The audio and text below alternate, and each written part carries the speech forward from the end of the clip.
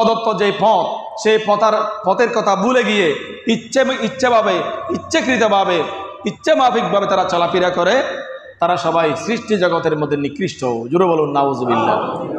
তো আমরা তো মুসলমান, আমরা শ্রেষ্ঠ, তো আমাদের শ্রেষ্ঠত্বের পরিচয় দেওয়া দরকার আছে না নাই? শ্রেষ্ঠত্বের পরিচয় হচ্ছে মানুষের খেদমত করা। সে হিন্দু হোক, বুদ্ধ হোক, খ্রিস্টান হোক, যেই জাতি হোক না কেন, এই পরিস্থিতির মধ্যে তাদেরকে সাহায্য সহযোগিতা করা প্রত্যেকটি ইমানদার মুসলমান নরনারীর কাজ, ঠিক কিনা বলে? সুতরাং আল্লাহ পাকের প্রদত্ত যেই ডিক্লেরেশন, সেই মোতাবেক আমাদের যার যার অবস্থান থেকে আমরা বন্যা দুর্গত এলাকার জন্য, মানুষের জন্য আমরা আমাদের পকেট থেকে কিছু হাদিয়া দেব। অন্তত এই হাদিয়াগুলোর কারণে এমন হতে পারে, কোনো আমল যদি জীবনের কাজে না আসে, কিয়ামতের ময়দানে আল্লাহ পাক জাল্লা শাআনহু যদি এই আমলটি কবুল করে নেন, কিয়ামতের ময়দানে এই দানটি আপনার জন্য জান্নাতে যাওয়ার জন্য ব্যবস্থা হতে পারে। জুড়ে বলুন সুবহানাল্লাহ। কারণ বিপদে বন্ধুর পরিচয়। আপনার বন্ধু আপনার আপনজন, সেটা বুঝবেন কখন? যখন আপনার মধ্যে বিপদ সংঘটিত হবে। আপনার বিপদ দেখে যেই ব্যক্তি দৌড়ে আসবে না, বুঝে নিবেন সে আপনার বন্ধু নয়, সেই সুযোগ সন্ধানী, ঠিক কিনা বলেন? আপনার বিপদের সময়, মানুষের বিপর্যয়ের সময়, ভূমিকম্পের সময়, যখন আগুন ধরে, যখন কোনো জায়গা প্লাবিত হয় বন্যার কারণে, বৃষ্টির কারণে, সেই সময় যদি মানুষ ডুবন্ত হয়ে যায়, ডুবে যায়, সেই সময় গিয়ে তাকে ওই ডুবন্ত পানি থেকে তুলে এনে ডাঙার মধ্যে, স্থলের মধ্যে তুলে আনতে পারলে বুঝে নিবেন আপনার মধ্যে ওই বন্ধুত্বের পরিচয় আছে। জোরে বলুন সুবহানাল্লাহ।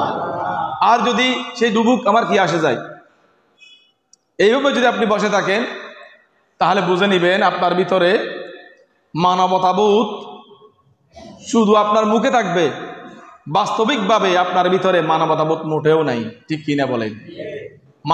মানুষ বলা হয় তাকে যার মধ্যে মানবতাবোধ আছে।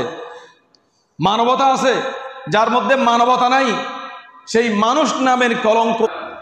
যখন আল্লাহ পাক বলেন উলাইকা কাল আনাম, মানুষের দুঃখ দেখে, মানুষের যাতনা দেখে, মানুষের যন্ত্রণা দেখে যেই ব্যক্তি হাসে, যেই ব্যক্তি খুশি হয়, যেই ব্যক্তি স্বাচ্ছন্দ্য ভোগ করে, যেই ব্যক্তি আনন্দ লাভ করে, বুঝে নিবেন আল্লাহ পাক বলেন বলহুম আদল, তারা সবাই চতুষ্পদ জানোয়ার।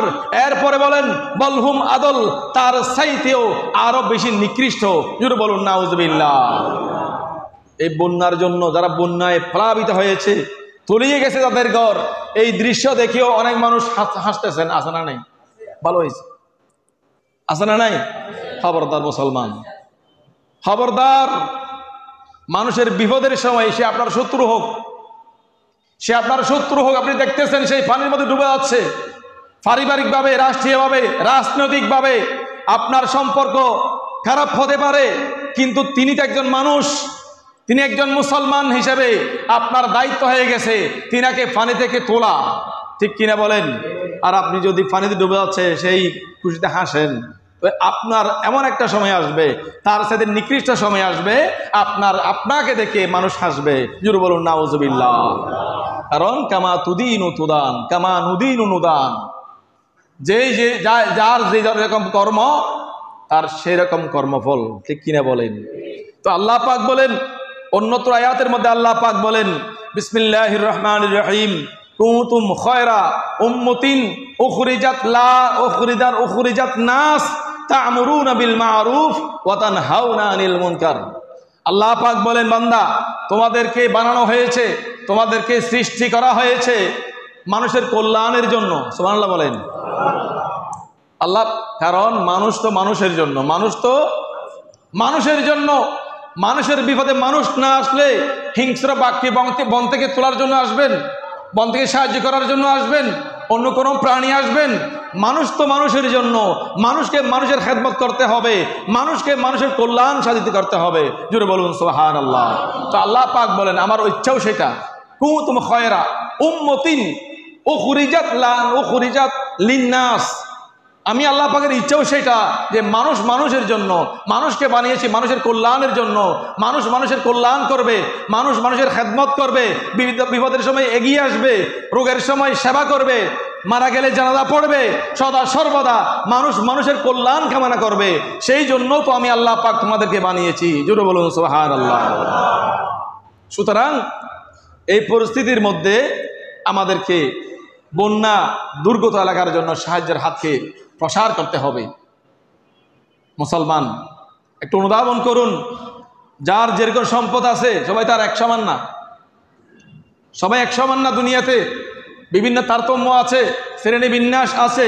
এই শ্রেণী বিন্যাস অনুযায়ী যার যার তৌফিক অনুযায়ী আপনারা ওই বন্যা দুর্গত এলাকার মানুষের জন্য দান করবেন। এটা আমার অত্যন্ত করজোরে অনুরোধ।